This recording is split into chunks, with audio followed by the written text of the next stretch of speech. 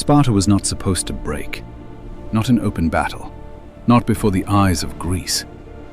For generations, its name had done half the killing before the spears even met.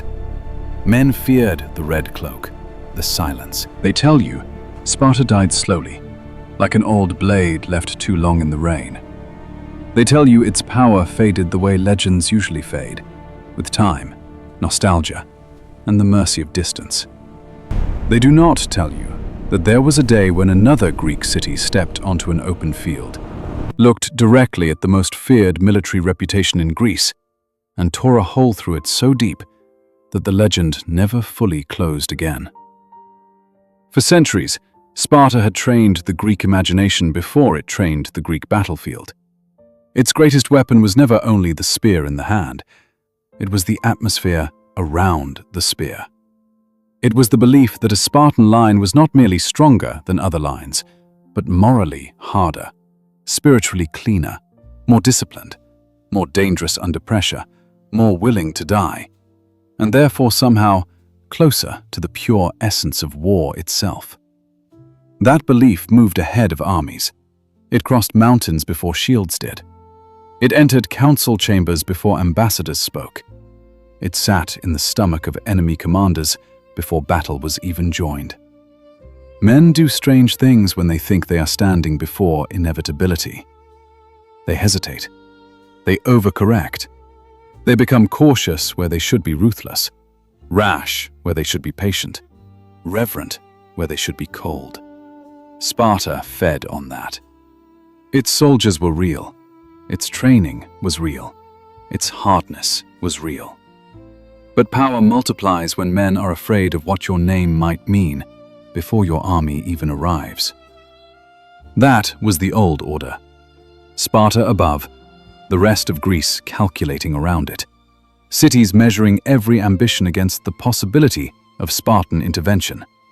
Allies obeying, rivals negotiating, enemies deciding whether defiance was worth the price. Even after Athens, the glittering, talkative, imperial city of walls, fleets, silver, theater, and arrogance, had been dragged down at the end of the Peloponnesian War, Sparta did not simply inherit influence. It inherited a mood. A grim conviction that perhaps the harshest city in Greece had been right all along. Perhaps softness did corrupt. Perhaps luxury did weaken. Perhaps the severe life of Laconia, mocked by some and feared by more, had been vindicated by history. That is how victorious systems begin to lie to themselves. They confuse surviving with being superior in every way. They confuse endurance with destiny. They take one great triumph and treat it as a final judgment on all competing forms of life. Sparta did that. Its admirers did too. Posterity would do it for centuries. But every legend that presents itself as pure usually has something buried under the floorboards. Sparta's floorboards were stained from the beginning. The city, so often presented as the shining example of discipline, was built on a scale of domination that almost no romantic retelling wants to sit with for very long. Its male citizens could devote themselves to arms because others labored. Its celebrated equality among Spartiates existed inside a much larger structure of inequality, enforced with ritualized fear. Its military aura rested on fields worked by the conquered. Its freedom from ordinary life was purchased by denying freedom to masses of other human beings. The Spartan system did not merely require obedience. It required a permanent atmosphere of intimidation, so pervasive that subject populations would remain useful, fractured, and afraid. That darker truth matters because it changes the story from one of ideal warriors to one of a war caste suspended above a vast reservoir of coerced labor. Once you see that, the later collapse looks different. It stops being just a battlefield reversal. It becomes the exposure of a system that had hidden its own dependence behind bronze, silence, and ritual. Before Thebes broke the Spartan legend, Sparta had already begun preparing the conditions for that break by becoming too sure of what it was. Victory over Athens had not made Sparta generous. It had made Sparta expansive, suspicious, and heavy-handed. This is one of the oldest political laws in history. A state that rises by claiming to defend order often becomes most dangerous after it wins, because then it starts treating its own supremacy as order itself. Sparta had once presented itself as a protector against Athenian overreach. Now, many Greeks began seeing a new overreach. Harmosts, garrisons, interference, pressure. The vocabulary of hegemony changed accents, but the feeling beneath it remained familiar to smaller states. Power above them, demands descending, freedom becoming conditional. And while Sparta still wrapped itself in the prestige of martial austerity, the Greek world started encountering something less noble in practice. A state that expected deference because it had paid in blood for the right to command. A state that had won the war and now intended to organize peace in a way that kept others smaller, divided, and manageable. That was always going to produce resistance. The only question was where resistance would become intelligent enough, disciplined enough, and furious enough to stop reacting and start redesigning the game. That answer was Thebes. Not Athens, though Athens still mattered. Not Corinth, though Corinth still schemed. Not some distant frontier tribe or foreign empire. The city that would rip open the Spartan myth came from inside Greece itself, from a place too often left in the half-light of public memory, overshadowed by better branded legends and more convenient schoolbook narratives. Thebes had old blood in Greek imagination, old myths, old kings, old shame, old grandeur, old accusations. It was a city people knew how to place, but not always how to love. And that made it dangerous. Cities that live under the weight of other people's narratives learn patience. They learn resentment. They learn how prestige works from the outside. They learn what it feels like when stronger powers enter their affairs and explain domination as necessity. Thebes had known all of that. It had known internal division as well. Like many Greek states, it was no perfect block of collective will. It was a city of factions, ambitions, loyalties, fears, and men capable of betrayal.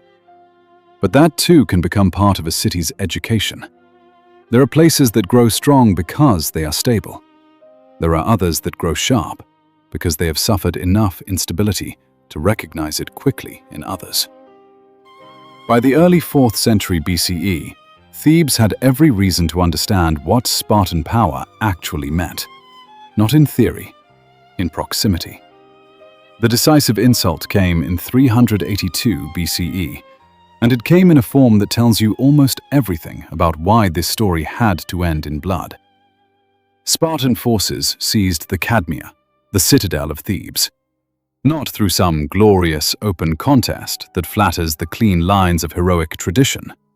By intervention, by opportunism, by the political military logic of a hegemon that had grown comfortable placing its hand inside the internal organs of other states.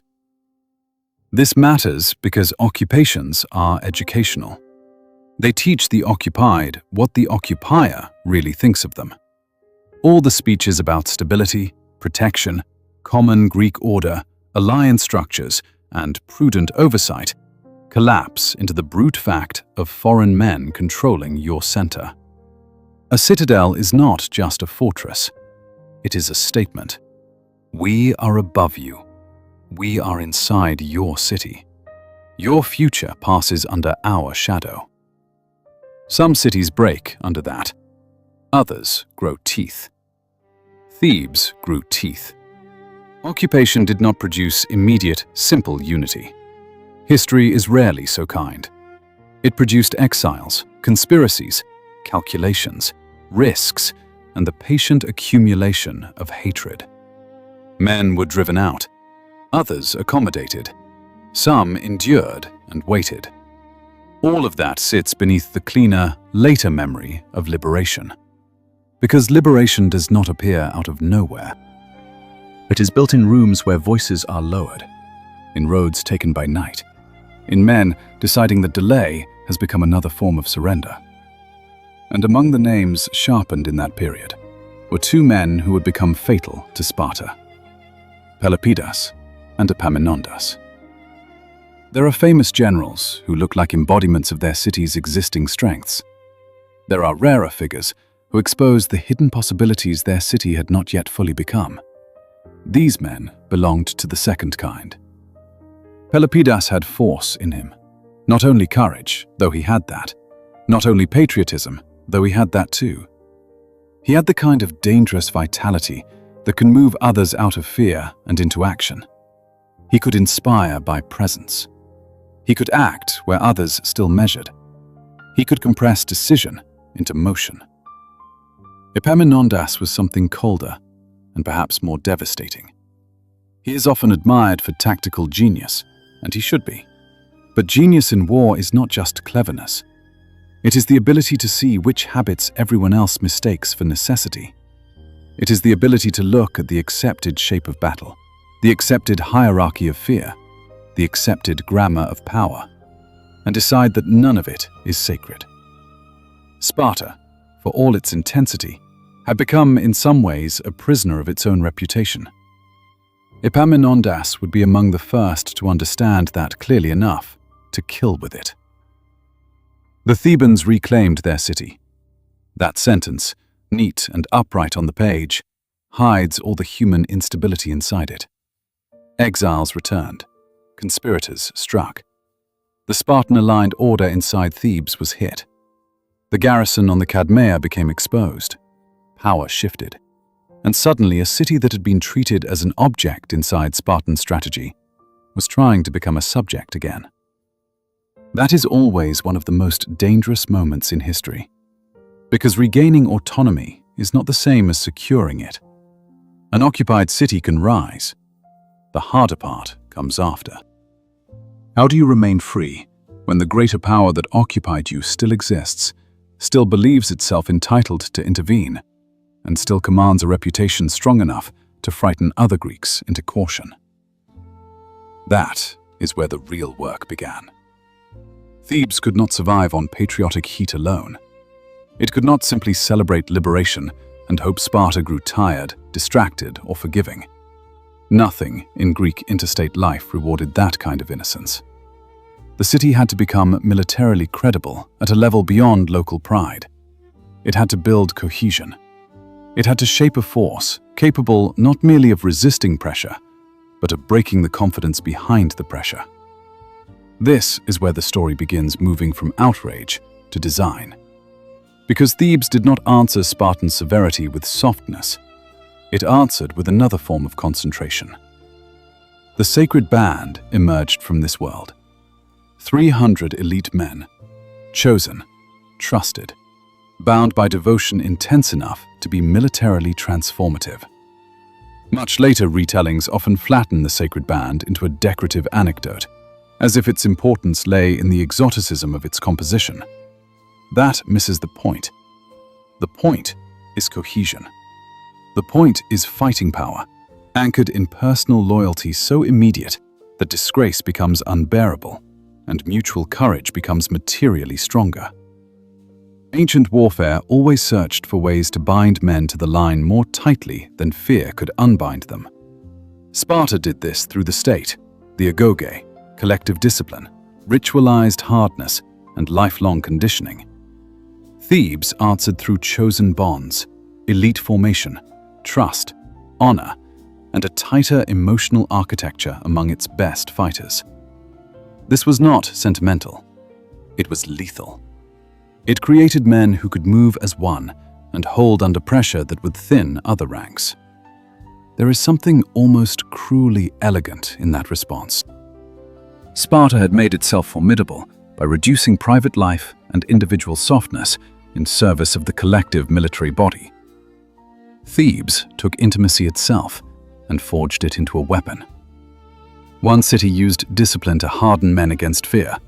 The other used connection to harden men against collapse. Both were products of a world that treated human beings as material for war. The difference is that Thebes was still becoming, while Sparta had begun to calcify. There were signs before Leuctra that the old order was not as secure as it looked from a distance. Important myths rarely die without warning.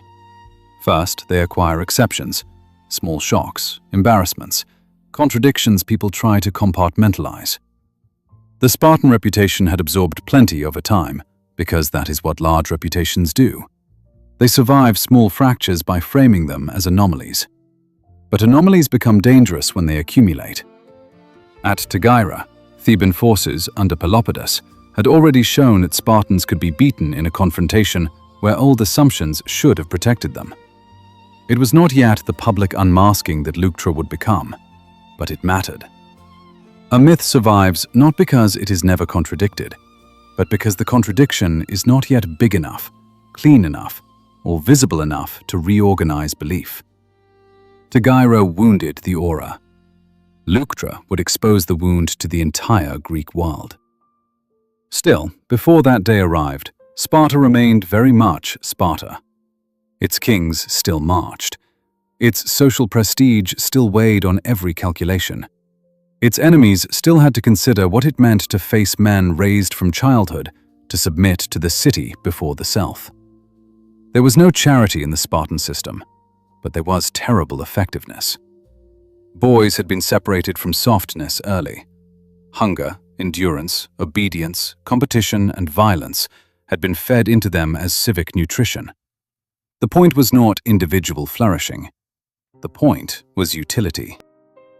The point was to produce a citizen body capable of coherence under battle strain and resistant to the temptations of ordinary comfort. Again, romantic memory likes to stop there. It likes to admire the steel and not the machinery that forged it. But to understand how Thebes broke the legend, you have to understand why the legend felt so durable. Sparta had not merely trained soldiers. It had trained a whole political culture around the idea that military superiority justified social severity. Every deprivation imposed at home was redeemed by the claim that it made the city stronger. Every cruelty could be absorbed into the larger story of survival and excellence. Every victim below the Spartan citizen rank could be hidden behind the larger claim that greatness demanded this structure. That is how systems of domination make themselves emotionally self-protective. They teach their beneficiaries to treat criticism as weakness and dependence as proof that the hierarchy must remain.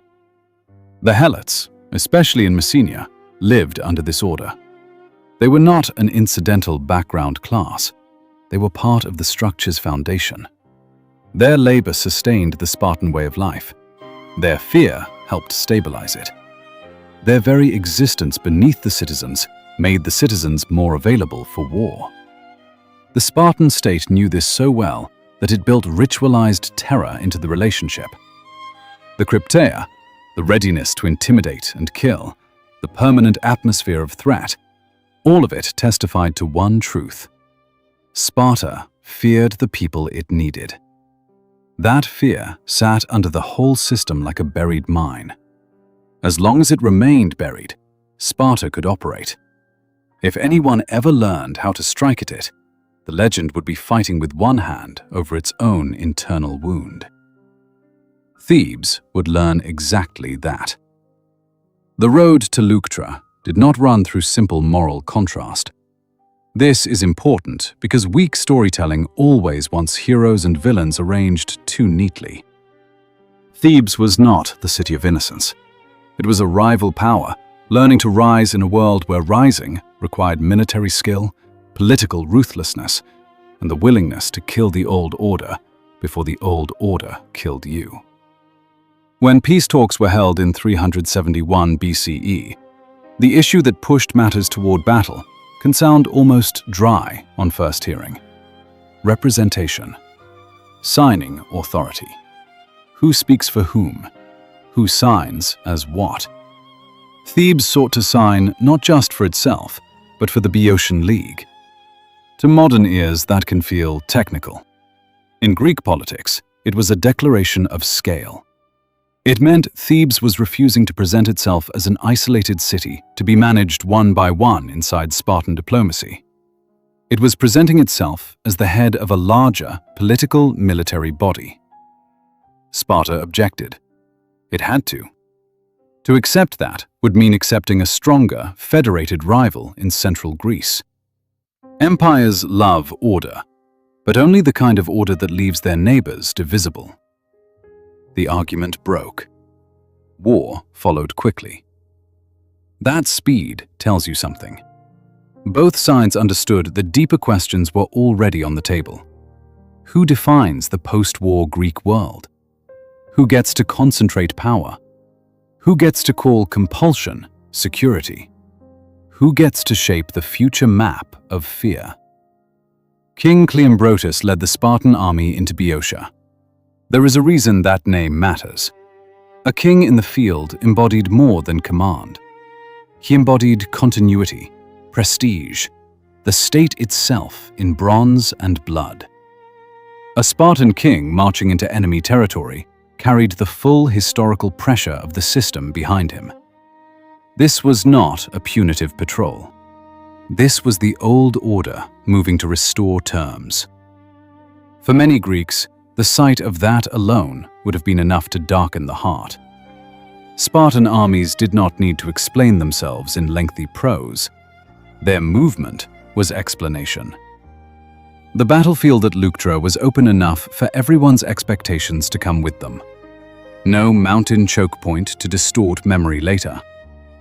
No conveniently weird terrain to turn into an excuse. A plain, a field, sun, dust, shields, horse, bronze, shouted orders, men closing in the most familiar grammar of Greek war. And that grammar mattered. Traditional hoplite battle encouraged a certain mutual shape. Battle lines formed. The right wing was prestigious. The tendency to drift and overlap one another's exposed side shaped positioning. Depth mattered, but convention mattered too. The point is that everyone carried a ritual map of what battle should look like. Sparta trusted that map because it had often won on it. Epaminondas looked at that map and saw not certainty, but target lines. This is the part of the story where lesser retellings flatten genius into a diagram. Oblique order, massed left, deep files. All true, none sufficient. Because what happened at Leuctra was not merely a clever technical adjustment. It was an act of conceptual violence against tradition. Epaminondas refused symmetry. He refused to give the Spartans what they expected in moral as well as military terms. He loaded his left with extraordinary depth. He concentrated force where Greek convention would normally have spread it more evenly. He aimed not to compete honorably across the whole front, but to destroy decisively at one point and let the rest of the logic collapse from there. He also echeloned portions of the line back, delaying full engagement elsewhere. This was not just a battle plan. It was a refusal to worship the inherited rhythm of hoplite war. He was saying, in effect, that if Sparta's reputation depended on a familiar test, then the test itself should be broken. That is how you attack a legend. Not by praising it while hoping to outdo it on its own chosen ground. By denying the legend the ritual form in which it most enjoys recognition. Before the infantry shock came cavalry action, and cavalry is often where battles announce that they will not proceed cleanly. The Theban horse performed better. The Spartan cavalry, less reliable and less cohesive, was thrown back. This matters because the opening disorder made the battlefield feel wrong before the decisive collision. War can change in seconds, not because everyone immediately understands what is happening, but because enough men feel that the expected order is slipping. Dust shifts, horses recoil, friends stumble back into infantry space, shouted commands begin arriving late, vision narrows.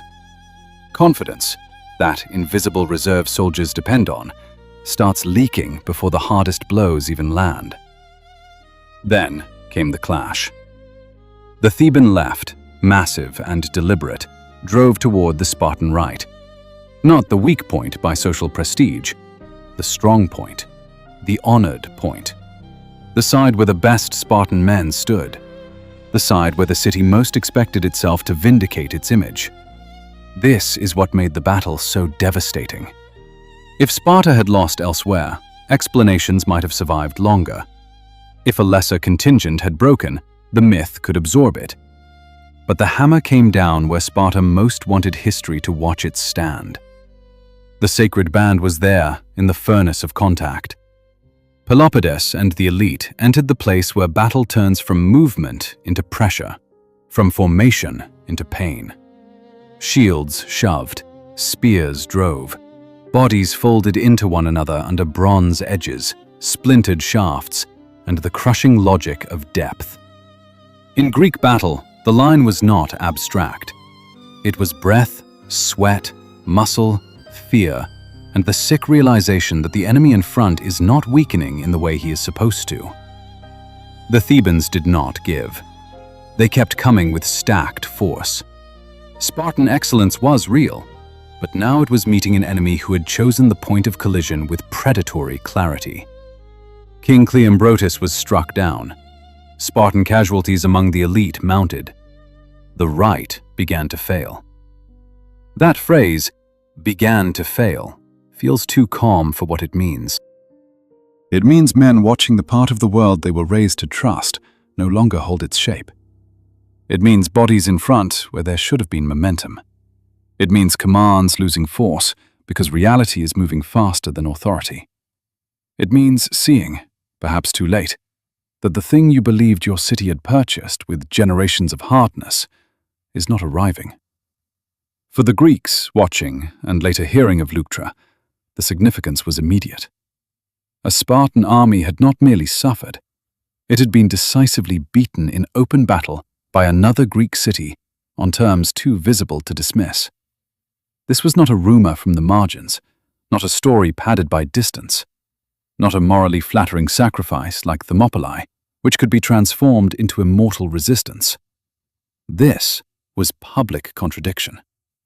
Sparta had claimed a certain supremacy in the collision of heavy infantry. At Leuctra, that claim had been pierced under the open sky.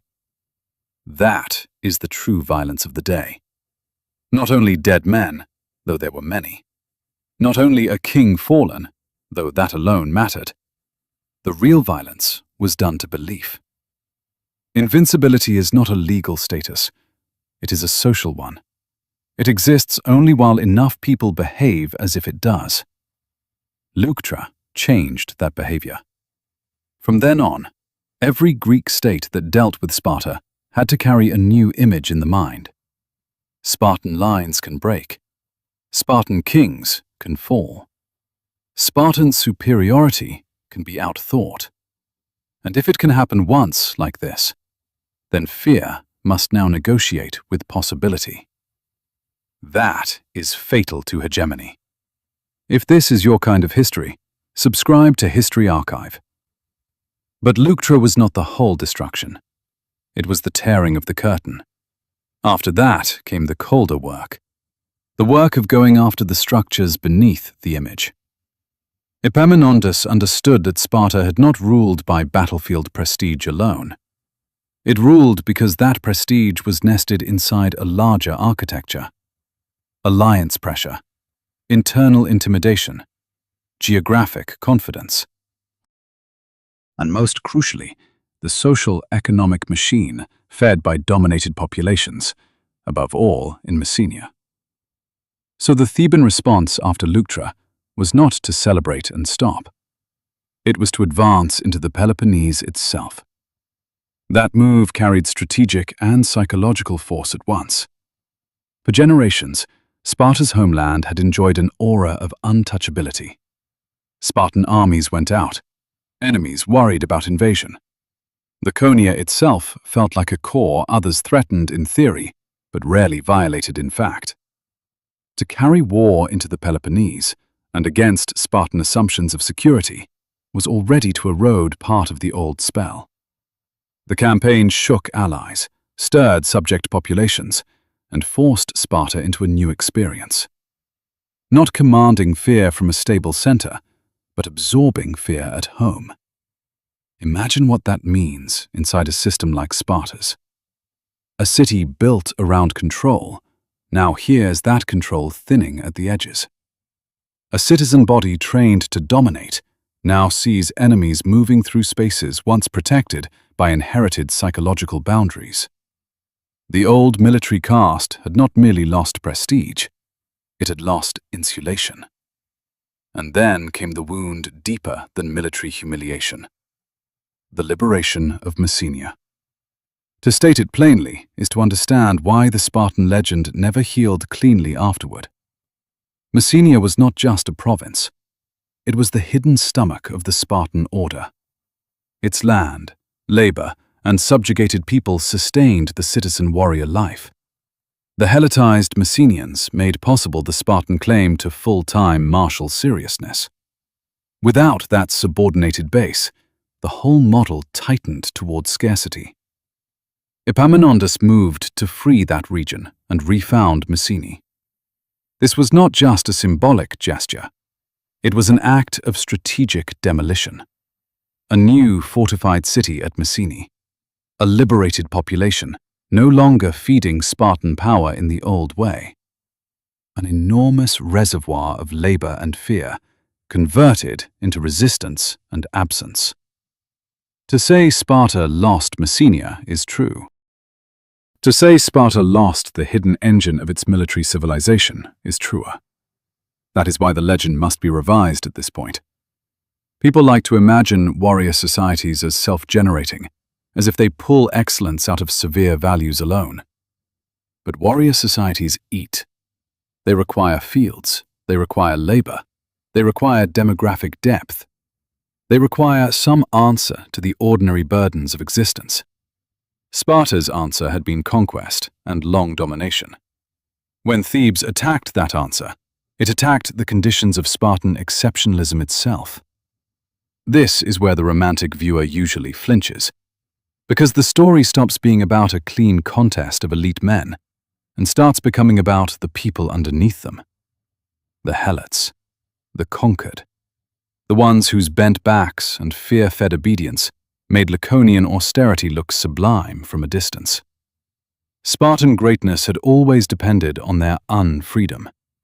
That is not a footnote. It is central. And so when Messenia was lost, Sparta did not simply lose territory. It lost the silence that had concealed how much of its greatness was borrowed from coercion. The demographic consequences were severe.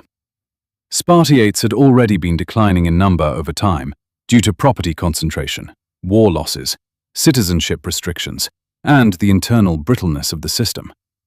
Now one of the largest supports beneath their military lifestyle was gone. A shrinking warrior elite without the same subordinate base cannot remain the same city in substance, even if it keeps the same name, rituals, and memories. This is one of history's harshest truths. A system can survive in symbolism after it has begun dying in mechanics. Sparta would continue to exist. It would continue to fight. It would continue to carry an immense name. But the old Spartan formula had been cut open. Thebes had done more than defeat an army. It had invalidated a future. That should have made Thebes the unchallenged master of Greece. It did not. And that is because Greek history has a genius for turning triumph into a more complicated form of instability. The Theban hegemony that followed was real, but it was not magically exempt from the pressures that had distorted other powers. Athens still maneuvered. Sparta still resisted. Arcadian politics remained unstable. Alliances shifted, as they always did. Cities that had cheered Sparta's humiliation did not suddenly become believers in perpetual Theban leadership. Fear simply recalculated. A hegemon falls. Another rises. The smaller states begin asking the same old question in a new accent. Will the new protector become the next master? This is where easy morality dies. Thebes had broken a coercive order, but it had done so as a power in its own right, not as some disembodied principle of justice floating above Greek blood politics. Epaminondas himself saw widely. He did not think only in terms of one battlefield. He sought to reorganize Greek realities, counterweights, leagues, strategic depth, a new balance in which Sparta could not easily return to dominance. There is greatness in that. There is danger in it, too. Any city that begins redesigning the political map of Greece becomes part of the same larger pattern of concentrated power that had doomed earlier settlements. Still, Thebes deserves its sharpness here, because what it accomplished was extraordinary. It had emerged from occupation, built elite force, produced strategic innovation, defeated Sparta publicly, invaded the Peloponnese, and severed the hidden artery of Spartan might. That is not ordinary success. That is civilizational intervention. And yet even this would not culminate in lasting peace, because the Greek world had other habits stronger than gratitude: prestige competition, mutual suspicion, memory of old injuries, constant recalculation of advantage. In this world, no city could hold primacy without generating resistance simply by being effective. That is how the road leads onward to Mantinea in 362 BCE. By then, the alignment of states itself tells a tragic story. Thebes and its opponents, Sparta now aligned with former enemies, Athens present, Arcadian fractures exposed. The whole southern Greek system still incapable of creating durable order out of brilliance and bloodshed. Mantinea is often remembered as another Theban victory. That is true in the narrow, tactical sense. But history is not obligated to reward tactical winners with strategic futures. Epaminondas once again showed command of movement and battle. Once again, he shaped events on the field with superior intelligence. Once again, his enemies were forced to answer his war rather than simply impose their own. And then he was mortally wounded. A single body falling can remove an entire political horizon. That is one of the cruel mathematical realities of history. Some states depend too heavily on singular minds for the next stage of their possibility. Epaminondas was not just a general. He was concentration. Doctrine, confidence, political direction, prestige, and operational imagination were all heavily invested in him. When he fell, Thebes did not collapse at once, but the future narrowed. Mantinea therefore carries the bitterness of a victory already dissolving on contact with mortality.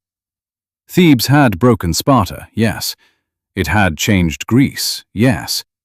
But it could not secure uncontested, long-term supremacy.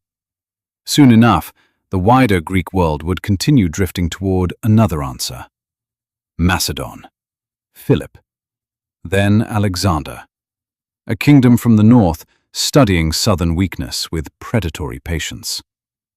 This shadow matters because it changes how we understand Leuctra and everything after it.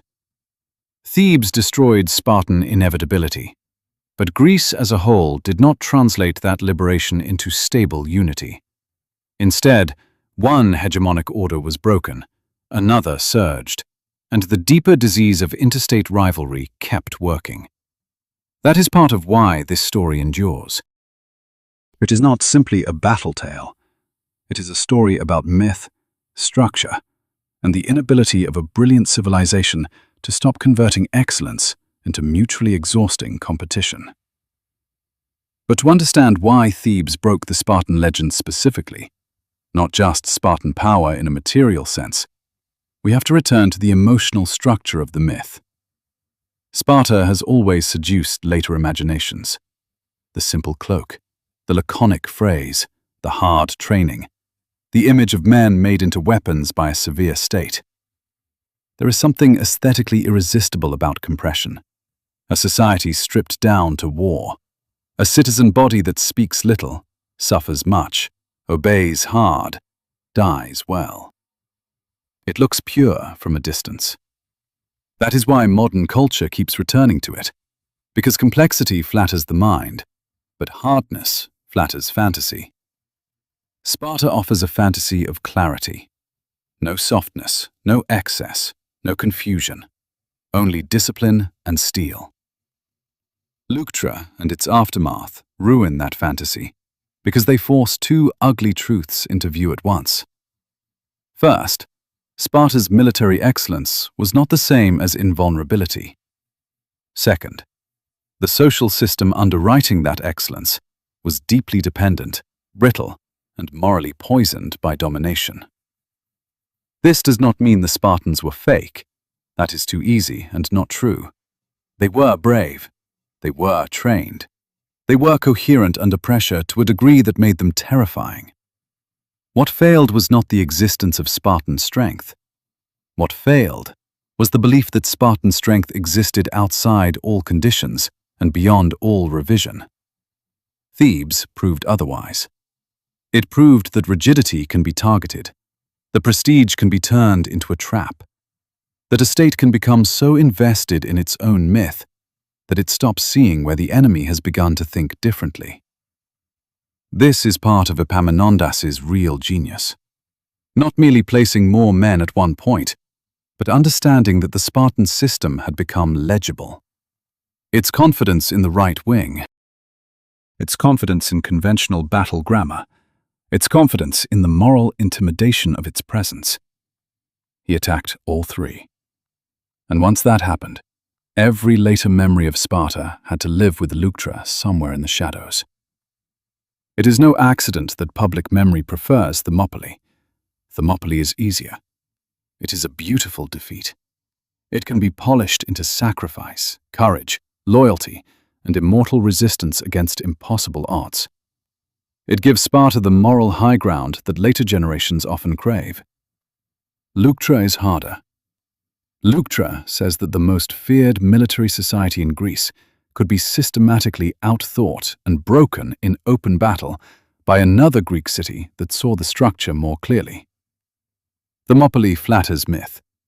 Leuctra interrogates it. That is why one lives more comfortably in popular culture than the other. There is less room for uncomplicated admiration once you keep Messenia in the frame. Once you remember that, behind Spartan martial prestige, stood generations of subjugated people, making that prestige materially possible. Once you remember that Thebes did not merely beat Spartans in a clash of equals, but dismantled a dominance machine by attacking its hidden supports. Then the story stops being the stronger warrior lost one famous battle and becomes an overpraised military order, built on coercion and rigid confidence, was strategically exposed by a rival city with sharper imagination. That hits differently. It should. Imagine for a moment the Spartan citizen who survived Leuctra, raised under the discipline of the state, taught from youth that the city had stripped weakness from him for a reason, taught that every hunger, every beating, every humiliation, every training hardship served a final civic truth, that in battle, when the world narrowed to bronze and breath and pressure, Sparta would not fail where others failed. Then the line fails. The king falls. The enemy does not crack. The expected superiority does not emerge. The old certainty dissolves inside the body before words even catch up. That is not just defeat. That is the death of interpretation. The whole education of the self begins shaking at once. A man may survive that physically and still never quite recover the metaphysical wound. Now imagine the helos hearing of it.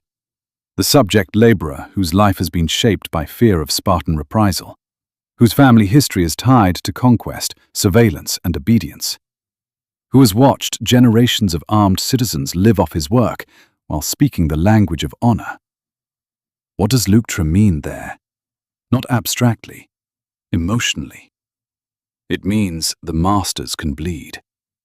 It means the center can fail. It means the impossible is now a rumor with evidence. That is the kind of shift that turns strategy into social earthquake. Thebes understood this, not in sentimental prose, but in action. Freeing Messenia was therefore not merely benevolence. It was the deliberate weaponization of a truth the Spartans had feared all along. The people beneath you are part of your military equation. Lose them, and the shield wall changes long before the next battle begins. There is another layer too. Sparta's own internal social structure had become less flexible over time. Land inequality among citizens, declining full citizen numbers, difficulties in replenishing the core warrior class, dependence on preserving status distinctions. These are the sorts of structural problems that myths dislike because they sound administrative, and administration feels unheroic. But empires and military states often die through the arithmetic they refuse to dramatize. Sparta's legend was all drama. Its decline was partly arithmetic. How many full citizens remain? How much land is concentrated? How much labor can still be controlled? How many elite losses can be absorbed before prestige no longer compensates for demographic reality? Thebes did not create those equations. It brought them due. That is why How Thebes Broke the Spartan Legend is a much better title than simply The Battle of Leuctra Explained. Because the real story is not one day only. It is a revelation unfolding across battle, invasion, liberation, and political aftershock. Thebes broke the Spartan legend tactically at Leuctra. It broke it psychologically by proving the aura mortal. It broke it structurally by helping sever Messenia from Spartan control. And it broke it historically by forcing later generations to remember Sparta not only as the city of Thermopylae, but also as the city whose military system could be outmaneuvered, whose social base could be amputated, and whose invincibility was never as pure as the legend claimed. Now, step back and look at the wider Greek world through this wound. Athens had already shown what imperial overreach could look like in a maritime democratic empire. Sparta showed what severity and military prestige could become when victory hardens into dominance. Thebes showed how a humiliated but adaptive city could rise and strike with astonishing precision. And yet, none of them produced a final political form capable of ending the cycle. That is the darker Greek pattern. Brilliance without settlement, greatness without rest, civic intensity without durable peace. Every city in this world seems to believe it can harness violence without eventually being consumed by the logic violence teaches. Sparta taught Greece to fear hardness. Thebes taught Greece that hardness could be broken. But neither city escaped the larger fate of a system in which supremacy was always provisional and often self-cannibalizing. There is an especially bitter symmetry in the fact that Sparta, which had long cultivated the image of natural military superiority, was undone not by some miraculous accident, but by a rival who studied power more honestly. Thebes did not worship Spartan form. It analyzed it. It did not say, "We must become more Spartan than Sparta." It said, "Where does this reputation depend on habit, structure, and hidden support?" That difference is everything. Many societies confronted with a dominant power respond by imitation. They copy the rituals, symbols, and surface practices of the strong. Thebes did something better. It copied what was useful, built its own cohesion, and then attacked what the dominant power least wanted to examine about itself. That is why this is more than military history. It is a study in how myths are killed, not by ridicule, not by denial, by contact with a rival intelligence, willing to test where image ends and mechanism begins. Leuctra did not make the Spartans cowards. It made them visible. Messenia did not erase Spartan courage. It erased the illusion that courage alone had built Sparta's world. Mantinea did not vindicate endless Theban ascent.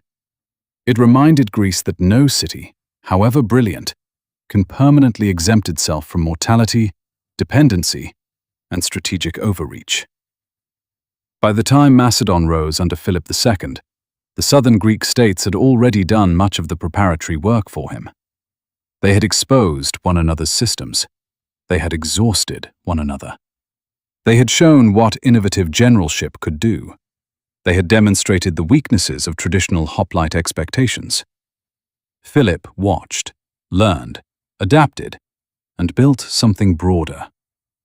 In that sense, Thebes's breaking of Sparta was both a liberation and an opening. It shattered an old hierarchy, but it also helped clear the psychological and military ground for a larger transformation of Greek warfare and power. That does not diminish the Theban achievement. It deepens the tragedy. Victories of enormous significance do not always belong forever to the victors. Sometimes they belong to history itself, which takes the breach and gives the long-term benefit to someone else. Still, if we stay faithful to your title, the emotional core remains this.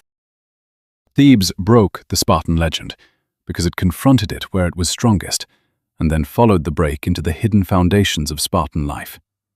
It did not settle for symbolic revenge. It pursued strategic disassembly.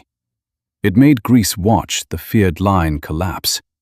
Then it made Sparta live without the world that had sustained that line. That is how you break more than an army. That is how you break memory. Sparta would remain unforgettable. In some ways, defeat even helped that.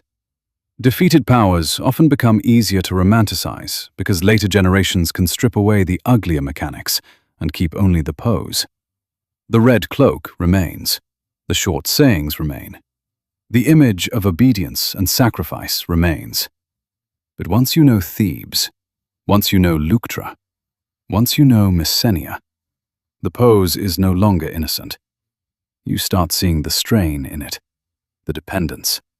The cost shifted downward onto the conquered, the narrowing citizen body, the rigidity disguised as purity, the prestige that became a trap because it made adaptation feel like betrayal. And this is what makes the story so satisfying in a dark way. Not because Sparta falls and we are invited to cheer simplistically, but because a polished historical idol is forced to answer for itself. Thebes compels that answer. It says that no matter how often later ages fantasize about Spartan perfection, the actual historical Sparta was a state trapped inside the expenses of its own design. Magnificent in battle, yes. Severe in discipline, yes. Formidable beyond argument, yes. But also dependent, coercive, demographically vulnerable, strategically exposed, and ultimately breakable by men who understood that legend is strongest right before it meets someone unafraid to test it. There is one more human layer worth facing. Think of the Thebans who marched at Leuctra under the shadow of Spartan memory. These were not men fighting an abstract institution. They were men born into a Greek world in which Sparta had occupied space in the imagination like a dark mountain. Every older story, every warning, every political calculation, every memory of intervention and pressure had helped make the Spartans appear larger than ordinary enemies. To close with them anyway required more than training. It required the kind of collective, psychological rebellion that happens when a people finally decide fear has become a prison. That is one reason the Theban achievement feels so electric even now. It is not only that they found a better tactical answer, it is that they crossed the threshold in the mind first. They refused to kneel internally before they struck externally. Once a city does that, military innovation becomes sharper because it is no longer constrained by inherited reverence. Sparta had long benefited from being partly obeyed in advance. At Leuctra, that advance obedience ended, and the ending of it echoes farther than any casualty table. Because every state, ruling through awe, should fear the same thing. The day someone stops treating your aura as law. The day someone asks what the machine behind the spectacle really needs to function. The day someone notices which part of your strength is actually dependency in armor. Thebes asked all of those questions with spears. The answer was the fall of Spartan certainty. There is no need to insult Sparta to understand the magnitude of that. In fact, the story becomes weaker when reduced to mockery. The Spartans were dangerous. That is why defeating them mattered. Their courage was real. That is why the collapse of the myth hit so hard. Their discipline was real. That is why the strategic exposure of their limits carries so much force. A false legend breaks easily. A partly true legend breaks with a sound that travels centuries. Sparta was that kind of legend. Powerful because it was grounded in real excellence. Vulnerable because excellence had been turned into theology. Thebes broke the theology. That is the real achievement. By the end of this story, nobody gets to keep clean hands. Sparta's greatness is inseparable from domination. Thebes' brilliance is inseparable from ruthless power politics and the blood logic of Greek interstate struggle. Athens watches and maneuvers. Arcadia fractures. Macedon waits in the future like a patient knife. This is not a world built for innocence. It is a world built for memory, force, adaptation, and punishment. That is why the story remains alive. Because it still tells a truth larger than Greece. Every dominant order wants to believe its strongest habits are permanent virtues. Every military society wants to believe its method has become destiny. Every hegemon likes to think fear is the same thing as durability. And every so often, a rival appears who studies the system more honestly than the system studies itself. Then the battlefield becomes revelation. Leuctra was revelation. Messenia was consequence. Mantinea was mortality. Put them together, and you get the real arc. Not Sparta declined, not Thebes won a battle. Something far more cutting. A rival city learned how the Spartan world actually worked, and then broke it, where the legend had hidden its need. So when someone hands you Sparta as a finished image, perfect discipline, unbeatable warriors, pure martial civilization, remember what that image was forced to admit. Remember that behind the shield stood a shrinking citizen body. Remember that behind the citizen body stood conquered labor. Remember that behind the famous confidence stood dread of helot revolt and dependence on keeping that dread controlled. Remember that at Leuctra, the right wing, where Spartan prestige most wanted to prove itself, was crushed. Remember that after the battle, Messenia did not remain a silent reservoir under Spartan feet. Remember that the city most later generations loved to simplify was, in history, a complex, violent, brilliant, brittle structure whose power could not survive full exposure. Thebes did that exposure. It did not simply win, it clarified. And clarity is one of the most dangerous forms of violence history can inflict on a legend. Because once the truth is visible, the image can still survive in art, in slogans, in shallow admiration, in films, in tattoos, in speeches about hardness. But it can never again claim innocence. Sparta remained famous. It did not remain unquestioned. That is what Thebes changed. Not just the balance of power in Greece, but the terms on which Sparta could be remembered. Before Thebes, Sparta looked like the final answer to Greek war. After Thebes, it looked like one answer among others, formidable, feared, and deeply flawed. And that may be the darkest conclusion of all. The city that had built itself on the promise of mastering fear was finally undone by a rival that understood fear better. Sparta taught generations of Greeks to dread the line. Thebes taught Greece to step into it. Once that happened, the legend did not vanish. It bled. And history has been dressing the wound ever since.